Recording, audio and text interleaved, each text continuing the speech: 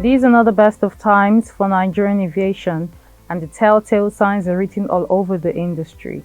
Suspension of operations of one of the airlines, grounding of operations, unviable airports, foreign exchange volatility, and high cost of fleet maintenance. Let's examine the numbers. Only 4 of 22 airports are viable. Only 38 of 90 airplanes are active. Airpeace, Arik, Azman Airlines operate at 38.8% fleet capacity. Airfare tickets now go for between 76,000 naira to 100,000 naira for one-way economy seats. Round-trip tickets range between 140,000 naira to 190,000 naira, depending on the route. The problem in the aviation is not peculiar to Nigeria, neither is it peculiar to any airline. I think it cuts across the board. When you look at the global aviation generally, they're really struggling. There are a lot of chaos that are happening around airports that are not known for such. That's an indication that we have a major problem on our hands. Yes, we can look at the global situation, the pandemic, the Russia-Ukrainian crisis. Both of them, are really dealing heavy blows to the global aviation industry. People will mention fuel. Fuel is a very critical aspect of the crisis that we're having now, and it's affecting all the airlines globally. The local industry has never had a situation whereby the fuel price will increase by about 300% to 400% within a space of 5 or 6 months. Aero Contractors, Nigeria's oldest commercial airline operator, announced that it was suspending its operations temporarily from July 20, 2022, due to what it called harsh operating environment. There's no doubt about it that the airlines really need to do more in terms of their scheduling, in terms of preparing for the route network almost on daily basis. I mean, they should not be punching above their weight.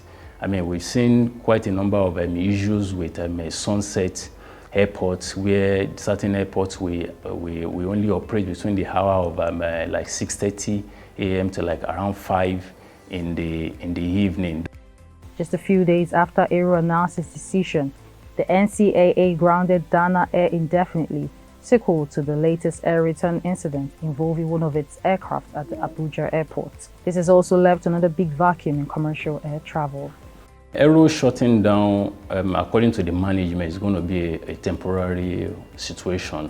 So it's not that they have, it's just an indefinite suspension of operation, but it's going to be, according to them, pending the time that the aircraft that are undergoing maintenance, by the time they return, they will restart their operation again. Like I mentioned, they only need 2 aircraft minimum to start to do the commercial operation. So once they have an additional one to this, most likely that they will return to service. The challenges in Nigeria's aviation industry are not peculiar to the two, Aero and Dana Airlines alone. Arik, Airpeace, Azman, Ibom Air, and other local airline operators are struggling to keep their fleets in the air, due largely to the rising cost of aviation fuel and harsh operating conditions. Street Foods Naija is back, and this time we are searching for food business owners on the street or online that can redefine and take street foods to the next level. Up for grabs is 10 million naira in cash, plus an all-expense paid trip to Dubai. Second and third place grand prizes worth 5 million naira and 3 million naira respectively. To participate, simply text or WhatsApp the name of your street food business, location and number to 0908 764 3339 and get a slot at the regional live activations happening in Lagos, Enugu and Abuja. Follow at Food Bay TV and Street Foods across social media. Entries close midnight 6th August 2022. Terms and conditions apply. Street Foods Naija is proudly brought to you by Food Bay TV in association with Lagos State Ministry of Agriculture, uncaged by Tiger Beer, refreshed by Peak Yogurt, and supported by Lakasera, Metropolitan School of Business and Management, HBS, and Endured Rental, media partner, Guardian. The price of aviation fuel increased by 121.4% to 620 naira per litre in June 2022, from 280 naira per litre in the corresponding period of 2021, due mainly to the rising price of crude oil in the international market. Let us note that aviation industry is deregulated. And once it is deregulated, it is a function of demand and supply. Everybody will have to more or less, sell what you buy. So if you are purchasing your fuel at 300 or 400% increment, it means that you have to pass the cost down to the consumer. Those are the dynamics of a deregulated sector. Commercial airline operators have proposed to the Nigerian authorities several ways to keep their planes in the skies with little or no positive reaction and action from the government. For a government that is very much responsive, I'm not sure they will sit back and watch things snowball. Once there are too many shocks within the larger economy itself, certainly it will have a lot of impact on aviation. In that instance, it is expected that government will be much more proactive. Expectedly, air passengers are the ones bearing the brunt of cancellation and delay of flights.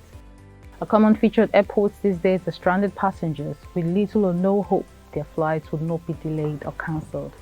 A look at the ramp of the Lagos airport recently suggests an industry that is struggling to take full flight. Grounded aeroplanes are now more than the operating aircraft. So is government intervention by way of a bailout the solution to the crisis? Government intervention has to be strategic.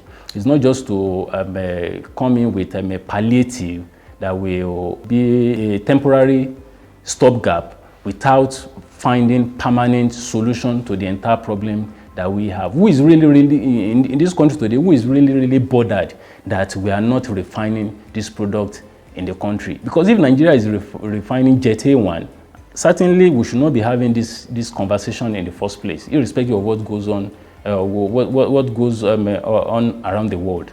Operating costs, especially the cost of fueling aircraft, have gone through the roof. Passengers are paying through their noses and passenger traffic is shrinking. To keep the hummingbirds flying, the federal government may need to hasten the assistance of the struggling airlines to stem the burgeoning distress unsettling the sector. Aviation experts have also called for the government to develop and implement a policy that will support growth of other aspects of the economy, tourism, extractive industry, and so on.